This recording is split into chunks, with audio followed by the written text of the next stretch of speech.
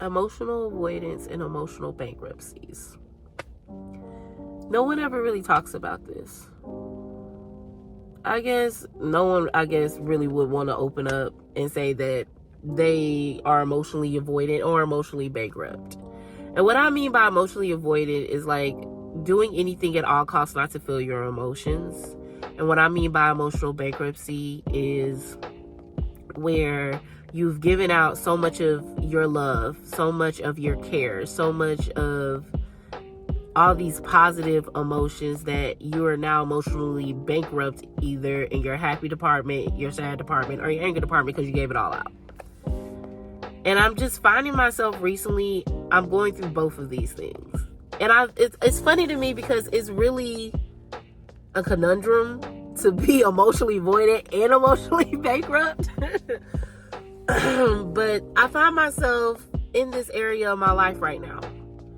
And it's really, really weird because in the emotional bankruptcy part, I'm emotional bankrupt when it comes to me caring and loving people, honestly. I've been fucked over so many times that honestly, I'm just like, yo, can I just get a positive relationship, please? A positive relationship. And what I mean by relationship, I mean friendship and I mean love life, because most of my relationships are positive with my relatives, so I can't complain about that. But my love life and my friendship life have been shit. And I know I can't be like the only person. It has been shit. Now, granted, some of those have been shit on my part because of the toxic things that I have done to people, because we've all done toxic shit to people. And some of it has landed on the other person's end where they've done toxic shit to me. And I was just like, you know what? I can't take this shit no more. I'm leaving. But I'm just emotionally bankrupt when it comes to the feeling of really loving and caring for people. Part of it is my fault because I know when I'm in a situation and I need to walk away from people, and I know when I'm in a situation where I need to just let shit go, which I have an issue with doing. And it just leaves me in these spaces where I feel emotionally bankrupt. It leaves me in these spaces where I feel like I gave out all my care, I gave out all my love, I gave out all these things to all these people, and yet they weren't reciprocating that same shit back. So now my cup is empty, okay? If that makes sense. And then on the emotional avoidance part, I'm trying to avoid feeling sad. I'm trying to avoid feeling angry about the matter because there were so many red flags or so many notices to let me know what the fuck was going on. But yet, being the optimistic ass person that I am, I was just like, you know what? It's gonna work out. Everything is gonna be fine. Like, this is part of the journey. Everything is gonna be fine. No. I should have listened to those motherfucking red flags. I should have listened.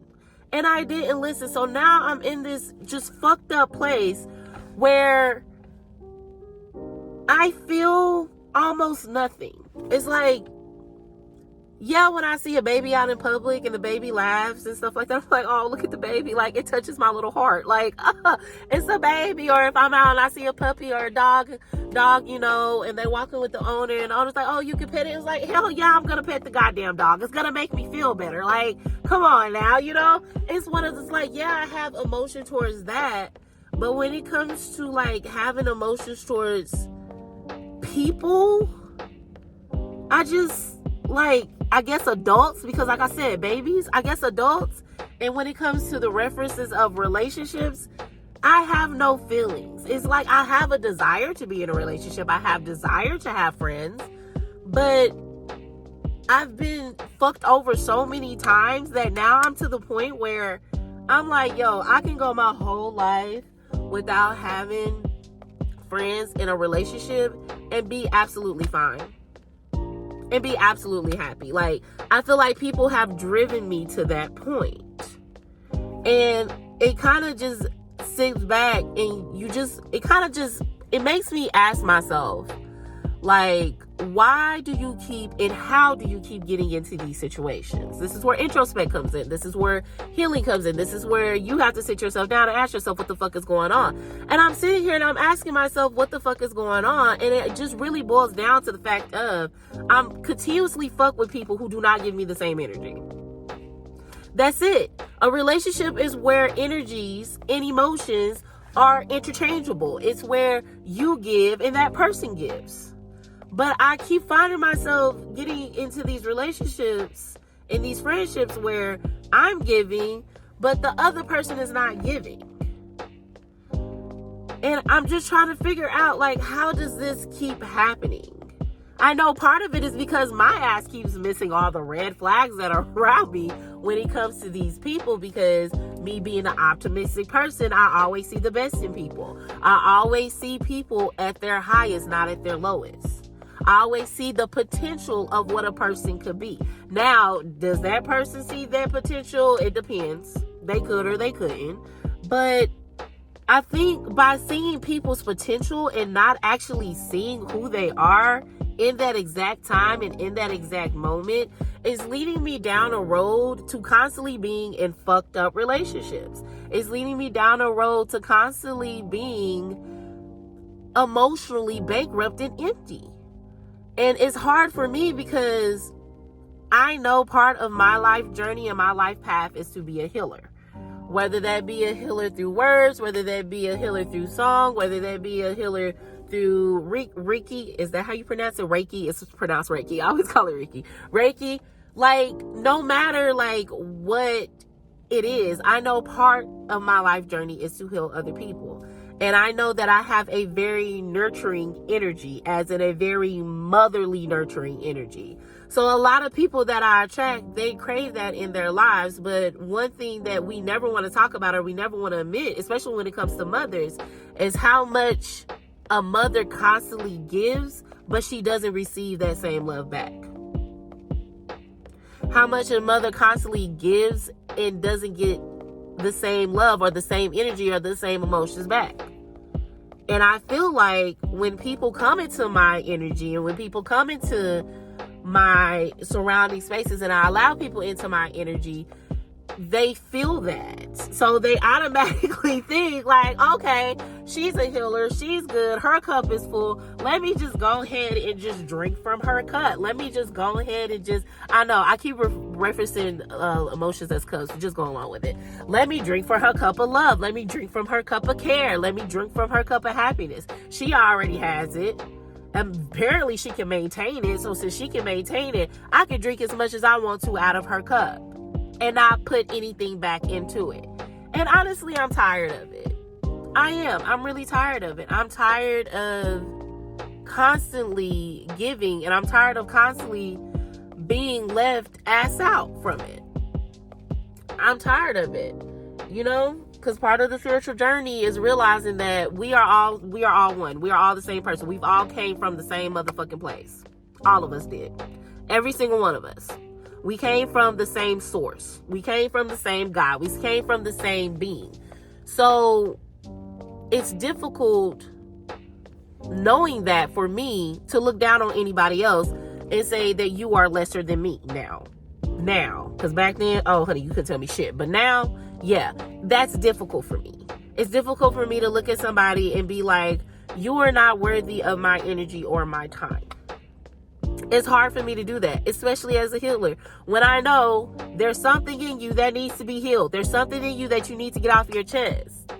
And I'm just really looking forward to the season in my life where I actually have friends that care. Like, in the sense of them pouring back into my cup. Not just them, you know, calling me, venting to me, and then walking out the door and be like, oh, I feel better. I dropped my baggage off on you. You got to deal with it now. Walking out the door. Same thing with fucking relationships. Relationships are just 10 times worse because the intimacy of it. You know what I'm saying? Anytime you add physical intimacy, that word, to into a situation, shit get real messy. At least for me it does. I don't know about y'all. but at least for me it does. And I'm just ready to have a partner that is willing to come in and say, I know your cup is empty. Let's exchange cups. Let's fill each other's cups. Let's have these conversations. Let's have these talks. What do you feel like you're lacking? How can I help you get to that point? What do you need from me? Honestly, it's just on all those answers, it would probably be fucking a long time, but it's just very, very tiring. And I'm realizing that I keep pulling these people into my lives that don't deserve to be there, that don't deserve my time of day. And it's just hard for me because, like I said, I'm a healer. Usually when I fall into people's lives, it's because there's something going on in their lives that they need help with that I know about. So at that point, I feel obligated out of my moral duty and code as a fucking life healer to help heal the situation and make things better.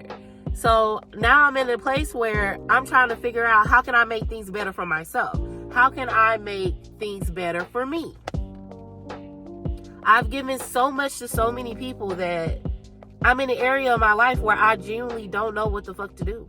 I don't know what the fuck to do. I do not know what the fuck to do. And I don't know where to start to fill my cup. I don't know where to start to get back to actually being the caring, loving healer, but with boundaries, for the lack of a word. Yeah, I lack boundaries. There we go. The sums of the video. A bitch fucking lack boundaries. That's exactly why I am emotionally bankrupt, and I'm emotionally avoiding things. So if you are going through this, just know that you are not alone. Spiritual gangsters like me and healers like me go through this, and we just go through times where we feel like, I have nothing to give, I have nothing to offer. And that's okay. The question is, what do you do to replenish yourself and to fill that cup? And what are you going to do in the future to make sure that nobody is taking too many sips out of your cup, no matter how much happiness that's overflowing, love that's overflowing, caring feelings that are overflowing in your cup?